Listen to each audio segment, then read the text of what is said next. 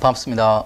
도배움의 김준호입니다. 북한 연결해서 들어가겠습니다. 우리 80년대 북한까지 살펴봤고요. 이제 90년대 북한으로 들어가 보겠습니다.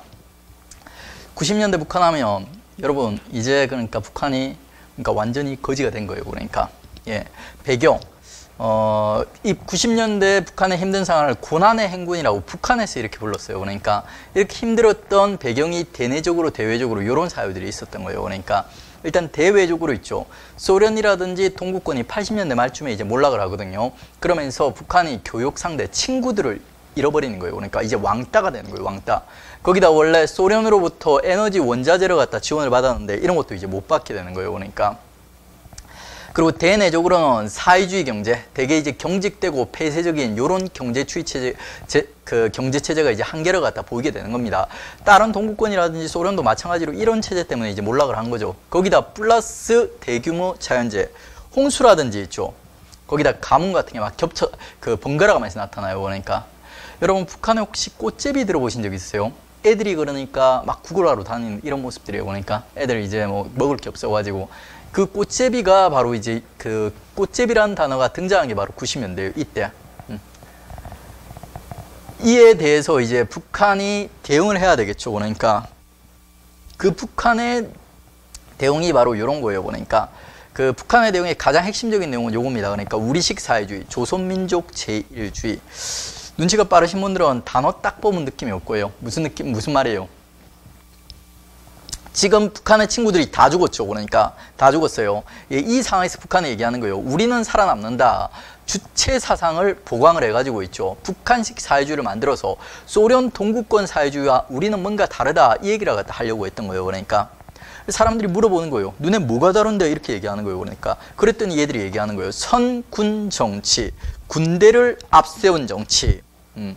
군이 국가의 중심이 되는 정치 방식을 얘기하는 거예요. 그러니까 군을 통한 경제복과 사회통제 기능을 보완하려고 시도합니다. 무슨 말이에요? 그러니까 군사력을 강화시켜가지고 있죠. 강력한 군사력으로 주변 국가의 삥을 뜯겠다 이 말이에요. 그러니까 어떻게 보면 깡패 정치죠. 그러니까 지금 북한이 하고 있는 게 그거예요. 그러니까 북한이 지금 핵 개발이라든지 여러 가지 막 그 잠수함이라든지 여러 가지 이제 대남 도발들 하고 그 도발 비슷한 행위들을 하고 있죠. 그러니까 그게 북한이 왜 그러는 걸까요? 실제 전쟁을 하려고 제가 봤을 때는 이거예요. 그러니까 성군 정치, 군을 통해서 강력한 군사력을 통해서 경제적 지원을 받는 거예요. 그러니까 그리고 그걸 바탕으로 이제 사회 통제를 하려는 거예요. 그러니까 그래서 이제 김일성 1인 지배 체제로 갖다 확립을 하는데 군사 성군 정치 중심으로 김일성의 1인 지배 체제로 확립을 하는 거예요. 그러니까 국방위원장 자리를 김일성이 장악을 하고 있죠. 요 군사력을 중심으로 한 정치를 갖다가 하게 됩니다. 그러니까 뭐 당비서도 있는데 국방위원장이 더 중요합니다. 그리고 이제 평가, 경제적 외교적 고립 속에서 정권 유지를 위한 마지막 선택이라고 우리는 이렇게 평가를 하는 거죠. 그리고 이렇게 우리식 사회주의, 성군 정치를 하면서 김정일이 약속을 했던 거예요. 그러니까 강성대국로 이렇게 해가지고 있죠. 2013년도까지는 북한을 갖다 강성대국으로 만들겠다 이렇게 호언장담을 했었던 거죠. 그러니까 근데 지금 북한이 강성대국이 돼 있나요? 안 돼 있나요? 그러니까 실패한 거죠. 그러니까 아직까지도 얘들 너무 가난한 거죠. 그러니까 동네 깡패죠. 동아시아에. 그래 그 정도 보시면 됩니다. 읽기 자료 요거 한번 읽어보시고 있죠. 우리식 사회주의. 90년대 오면 김일성이 이제 사망한다는 거, 그리고 이제 주석제를 폐지한다, 유은통치 이런 얘기도 가볍게 들어보시면 있죠. 북한의 주석은 딱 하나밖에요. 김일성. 그리고 김정일이라든지 지금의 김정은은 국방위원장이에요. 그러니까 주석이 아니에요. 그러니까 김일성만 주석. 그러니까 김일성만이 유일무이한 주석이다 이러는 거예요. 그러니까 애들이. 그리고 유은통치는 뭐냐면 김일성이 죽고 나가지고 있죠. 김일성의 통치를 이어간다는 거예요. 그게 유훈통치예요. 그러니까.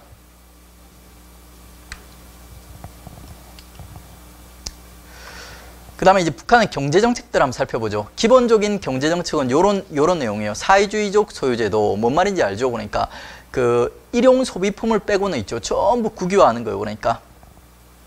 그 다음에 자립적 경제 발전. 이거는 이제 대외관계에서 있죠.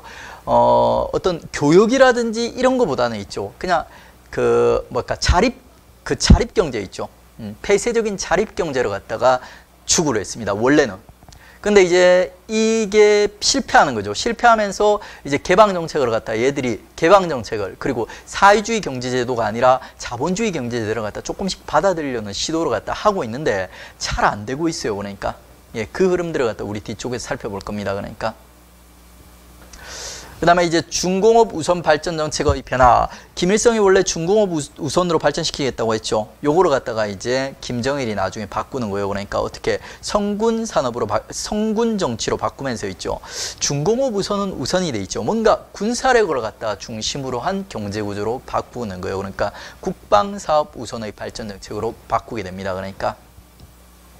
그러면서 이제 북한의 경제 구조가 더 왜곡되는 거예요. 그러니까 첫 단추부터 얘들은 좀 뭔가 잘못 끼워진 거예요. 그러니까 경공업부터 해서 차근차근 기초를 쌓아가지고 있죠. 중공업으로 넘어가고 예, 이렇게 했어야 되는데 그게 안 됐던 거죠. 거기다 또 국방사업 뭐 이런 거 무기기술 이런 것만 발전시키다 보니까 또 민생 경제가 이제 어려움을 갖다 겪게 되는 거고요. 그러니까 이런 것들을 한번 읽어보십시오. 그러니까 북한의 대외 정책. 그 다음에 90년대 이후 북한의 개혁 개방 정책. 북한이 80년대부터 힘들었어요. 그러다가 90년대 되면 완전 거지가 되는 거예요. 그러니까 그 이후에 북한이 이제 나름대로 지네도 반성을 하는 거예요. 그러니까 우리 경제 제도가 뭔가 문제가 있다는 거예요. 사회주의 경제 제도가. 그래가지고 어떤 자본주의적 요소를 갖다가 받아들이기 위한 시도를 갖다가 해요. 조금씩. 잘 못해요. 그러니까 80년대 하병법은 우리 한번 본 적이 있습니다. 90년대 가면 하병법을 다시 한번 개정하고요. 낮은 선봉 자유무역지대를 설치하기도 합니다. 그러니까 이런 게 이제 그 시도예요. 근데 잘 안 됩니다. 북한이 이제 이런 걸 설치했다가 또 금방 변덕을 부려요. 그러니까 북한의 어떤 경제 개방 정책 중에 가장 중요한 게 7.1 경제 관리 개선 조치입니다. 2002년도에 있었던.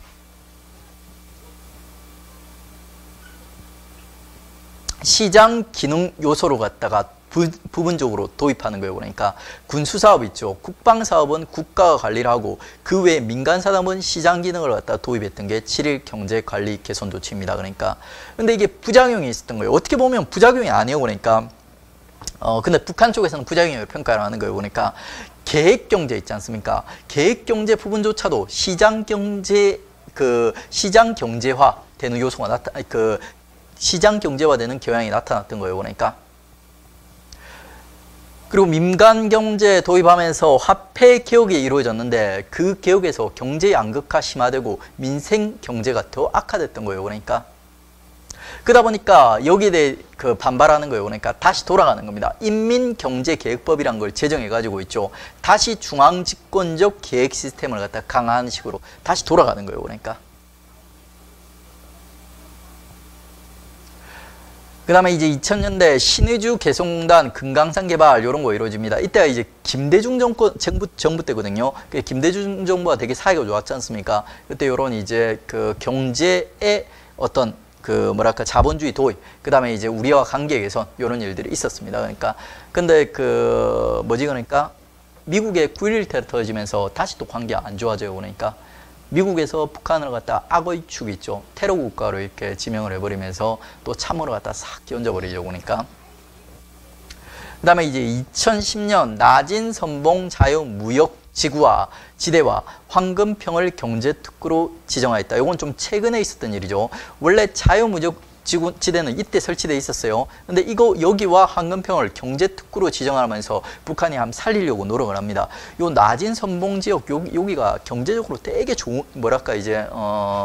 지리적으로 되게 그러니까 좋은 지역이에요. 그러니까 중국의 동북에 있는 지금 만주 땅 있지 않습니까? 그쪽이 바다로 가는 길이 막혀 있어요. 그러니까 러시아와 우리 북한에 의해서 그러니까. 이제 북한 맨 위쪽 땅 있지 않습니까? 맨 위쪽 땅이 바로 낮은 선봉 자유무역지대예요. 그러니까 이쪽이 이제 개발만 잘 시킨다면 있죠.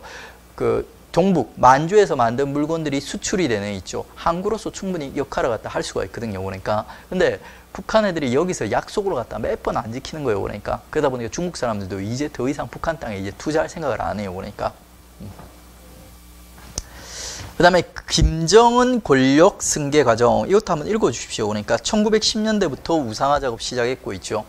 그 다음에 중앙군사위 부위원장 이것보다도 3번의 국방위원장 그 다음에 이제 당비서 당비서랑 국방위원장이 북한에서 이제 제일 어떻게 보면 그 핵심적인 자리입니다. 요 두 개를 갖다가 이제 꿰어차고 이제 그 김정일의 모든 이제 직책을 갖다 승계하게 되는 거예요. 그러니까 그리고 사상적으로는 주체 사상이 아니라 이제 좀 바뀌어요. 김일성 김정일주의라는 걸 표방하고 있습니다. 그러니까 이 정도 봐주시면 됩니다.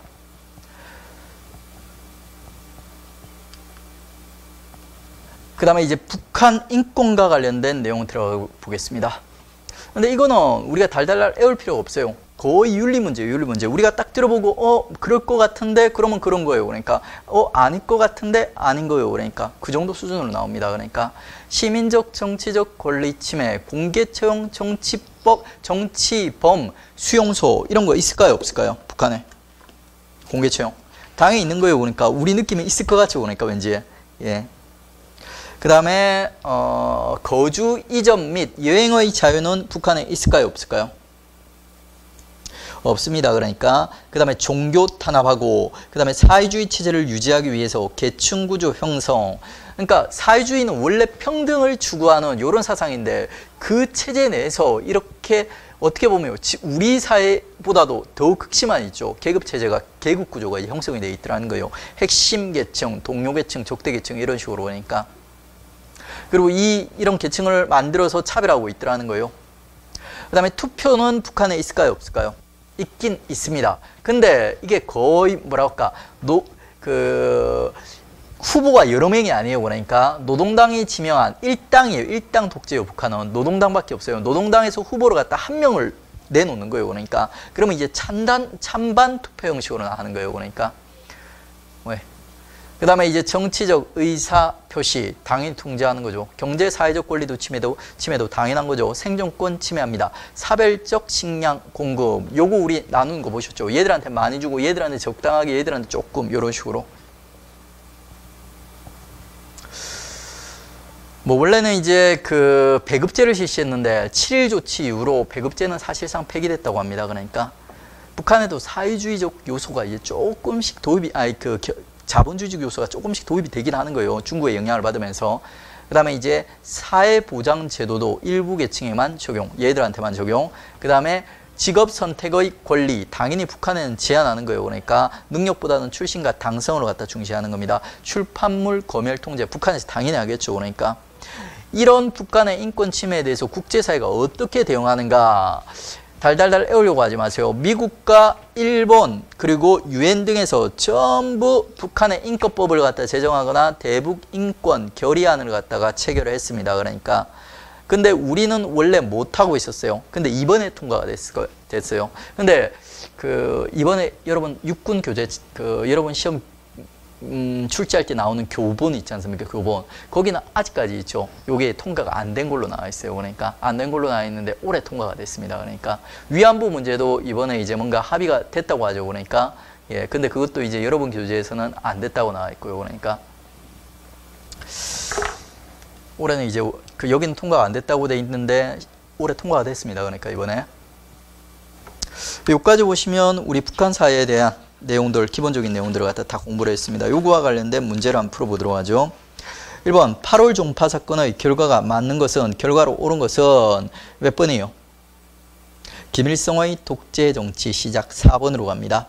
다음에서 설명하는 이념은 김일성 유일체제와 관련 있고 뭐 사회주의 헌법, 그 다음에 이제 사상의 주체성, 정신의 자주, 경제적 자립, 바로 주체 사상에 대한 설명입니다.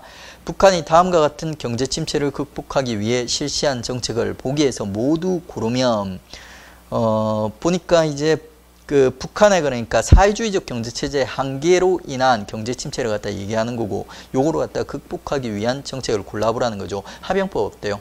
맞습니다. 잘 되진 않았지만 천리마 운동은 이런 거랑은 좀 다르죠. 그러니까 요거는 50년대 있었고 50년대 노동 강도를 높여서 생산력을 높여보자 이런 운동이었어요. 그러니까 그 다음에 자립적 민족 경제 노선, 요것도 이런 한계를 극복하기 위한 대책이라기보다는 이런 한계를 갖다 낳았던 원인으로 볼 수 있는 거죠. 낮은 선봉 자유무역지대, 리을번이 맞죠. 그 다음에 김정일 통치체제의 특징이 아닌 것은, 천리마 운동은 누구 때요? 그러니까 50년대 바로 김일성 때입니다. 나머지는 전부 김정일 통치체제와 연결이 되는 거예요. 그러니까 북한의 통치 이데올로기와 관련이 없는 것은 조선민족 제일주의, 그 다음에 성군정치, 주체사상은 전부 북한의 이데올로기로, 통치 이데올로기로 볼 수 있어요. 그러니까 근데 7.1 경제관리 개선 조치는 뭐예요? 그러니까 이거는 북한이 경제위기를 갖다 직면하면서 있죠. 자본주의적 경제 요소를 갖다가 일부 받아들일 거예요. 그러니까 받아들이려고 시도를 갖다 해봤던 거예요. 북한군의 4대 군사 노선에 해당하지 않는 것은 이거는 이제 원래 뭐지? 그러니까 대남 도발 쪽에서 나오는데 문제 분류가 조금 잘못되어 있네요. 근데 뭐 지금 미리 한번 애워두죠.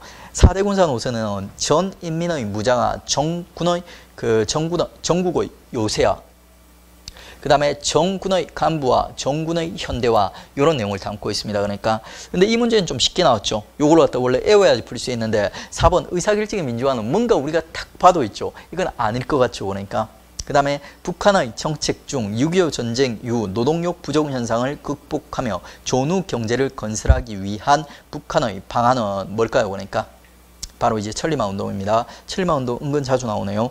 그 다음에 1960년 북한의 정세로 틀린 것은 중화공업 위주의 산업 기반이 정착되던 시기이고, 김일성은 권력 독점적 단일 지도 체제를 구축하는 작업을 착수했다.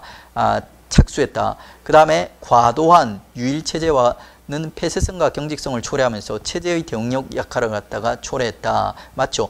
그 다음에 이제 하병법을 제정하였다. 하병법은 1980년대입니다. 그 다음에 이제 9번 보기와 관련된 북한의 경제정책은 하병법 낮은 선봉 경제무역지대. 4번이죠. 그러니까 외국 자본의 합작과 직접 투자를 갖다가 추진하려고 했던 거예요. 그러니까 북한의 2002년 7.1 경제관리조치, 7.1 경제관리조치는 아주 중요합니다. 세부적인 내용까지 좀 잘 정리를 해주세요. 관련돼서 옳지 않은 것은 군수산업은 계획경제, 민수산업은 분권화 시장기능, 요게 핵심적인 내용이요. 계획경제 부문조차 시장에 의존하는 시장화 현상의 확대를 초래했다. 이게 부작용이죠. 북한에서 느낀 부작용. 그 다음에 2009년 화폐개혁으로 경제 양극화 심해지고 민생경제가 악화되었다. 이것도 맞는 내용이죠. 2010년 시장 기능을 강화하기 위해서 인민경제계획법을 개정하였다. 맞아요? 틀려? 아니죠.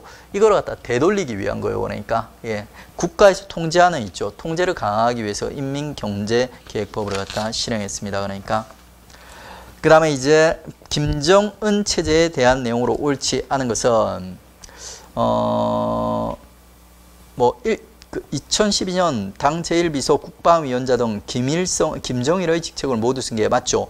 김일성의 주체사상을 당의 유일한 지도사상으로 승계하였다. 아니에요. 김일성, 김정일 사상이라는 걸 내세우게 됩니다. 2010년 이후 김정은은 후계체제와 우상화 작업이 진행이 되었다. 2010년 이후가 맞습니다. 그 다음에 중앙군사의 부위원장으로 임명하여 군부의 충성을 유도한 바 있다. 그 다음에 북한의 인권에 대한 우리 국제사회의 대응에 관한 내용이다. 옳지 않은 것은 미국은 2004년 북한 주민의 인권 신장과 인도적 지원, 탈북자 보호를 규정하는 북한 인권법을 발표한 바 있다. 이런 내용이 있습니다. 일본도 마찬가지예요. 그러니까 한국은 어때요? 한국은 이게 의안이 올라간 적이 있는데 의결이 안 됐던 거예요. 근데 오래됐어요. 오래. 그 다음에 2014년 유엔 인권 이사회 전체 회의에서 대북 인권 결의안을 채택한 바 있다. 다른 나라는 다 했는데 우리만 못하고 있다가 이번에 우리 된 거예요. 그러니까 여기까지 하고 이제 우리 쉬었다가 북한의 이제 대남 도발로 연결해서 들어가도록 하겠습니다.